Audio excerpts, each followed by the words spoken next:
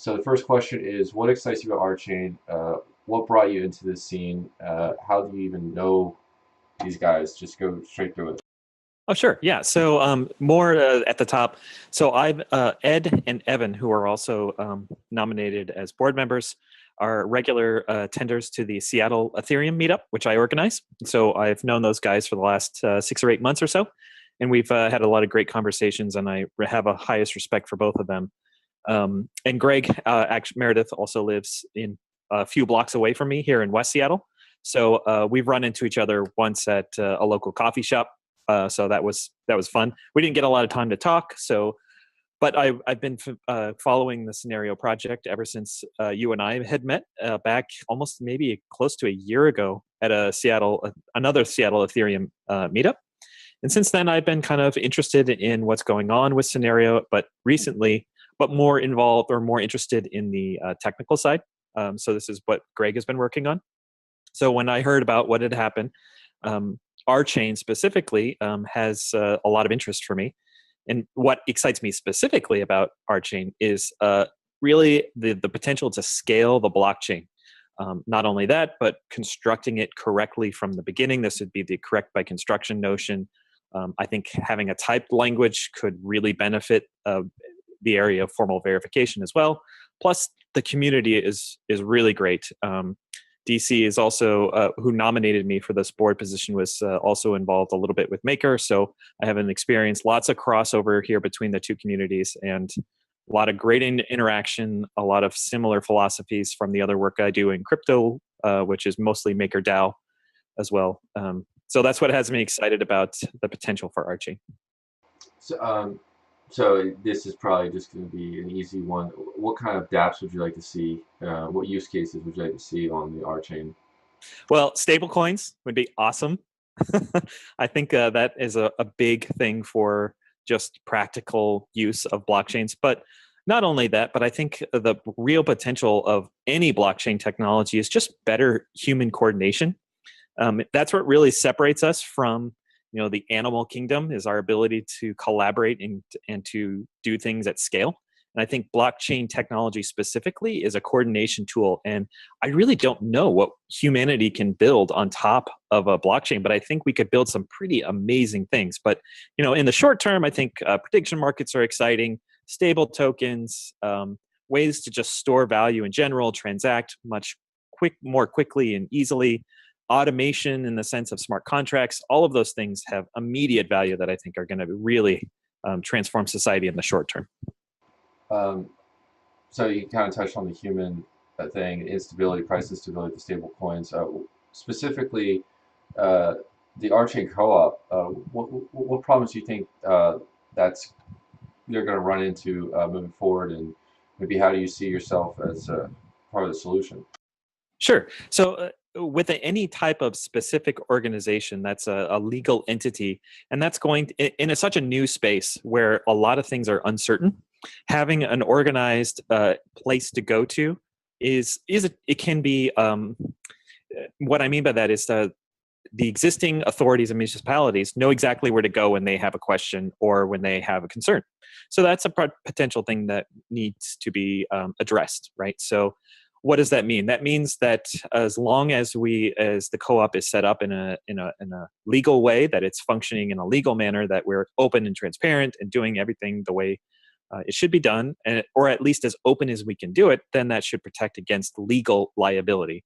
But also having a legal structure cannot be a very good benefit as well, because we are playing by the rules of the road.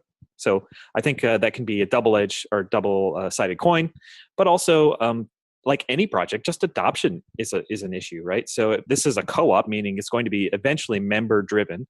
So how do you grow the membership? How do you scale the organization so that it's effective and productive? And like any organization, creating good culture from the beginning of collaboration and general consensus about the way that the path forward is super important. So this being a legal organization, a legal entity, what are those things that we need to define now as being core to who we are? Things like openness and transparency and collaboration. Okay.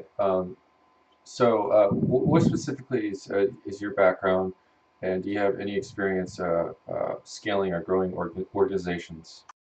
Yeah, so my background in the professional world is from e-commerce. So I've worked for large publicly traded companies or a company, and in that experience, I understand how to, work with teams, work across large organizations, work within structure, um, build budgets, and P&Ls, all of that kind of stuff. I have that in my professional background.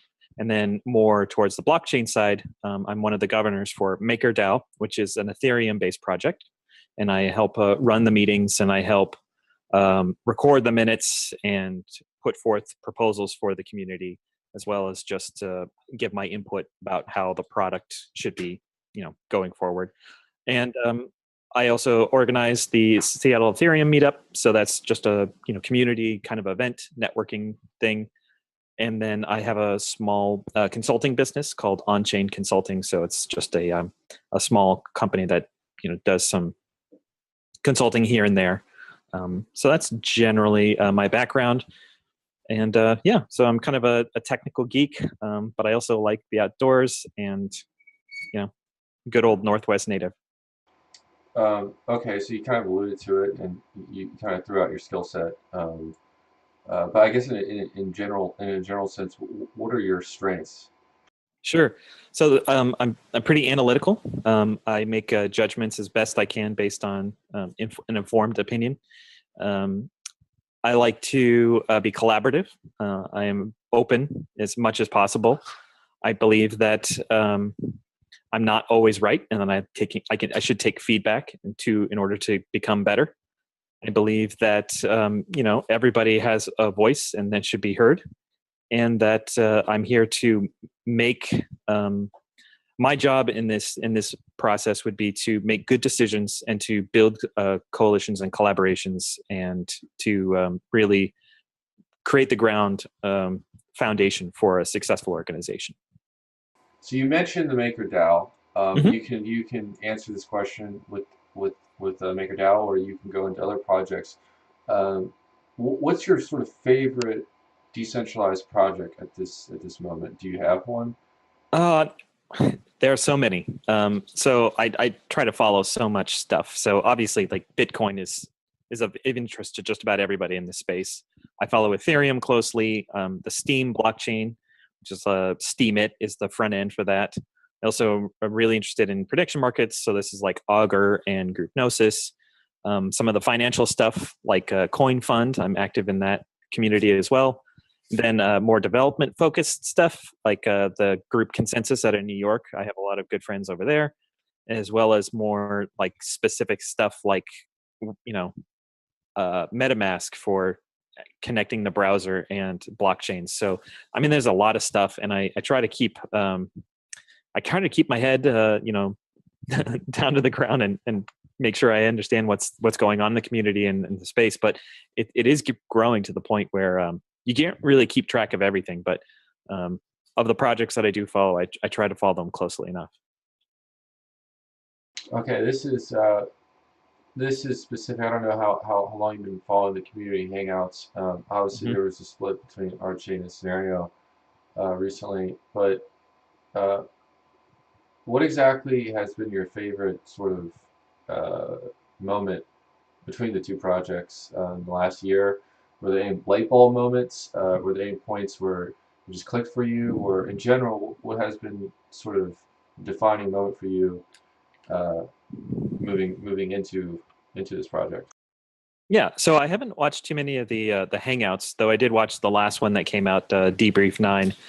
More for me, it was listening to Greg on some of his other doing some of his other interviews with like the Ether Review, where he describes the underlying technology, his background from Microsoft, and how the philosophy of his scaling method for scaling this blockchain, and just correct by construction, and the the lambda calculus underneath all of this is just it's I think there's a real truth to it, and a real foundation that is really exciting and worth exploring. So I'd say pretty much the light bulb moment came when Greg is doing some of his explanations of how the underlying technology has worked. And so Yeah, it's really cool stuff. Right on. So this is specific to the co-op board. Hmm. What are some examples of decisions that the co-op board should not make, but leave to the members of the co-op? Yeah, and I think this is a difficult question because one, we don't really know, but I think it's important maybe to clarify that membership is usually like a members vote on an infrequent basis, either like at general meetings or once a year type things. So the kinds of decisions that the members should be brought in on should be big type decisions. So I think maybe a good example of what that a decision like that might be, given that we don't know at this point, would be something like a hard fork. So we've seen these in other blockchains, specifically like in Ethereum, where there was a decision that needed to be made by the community, and it was sort of, you know, there was some consensus around it, but basically the thing split into two different entities. So that would be a classic example of if there was a maybe a non-emergency type situation in the blockchain where a decision needed to be made one way or another that was going to affect everyone, then that kind of decision should be made by the members.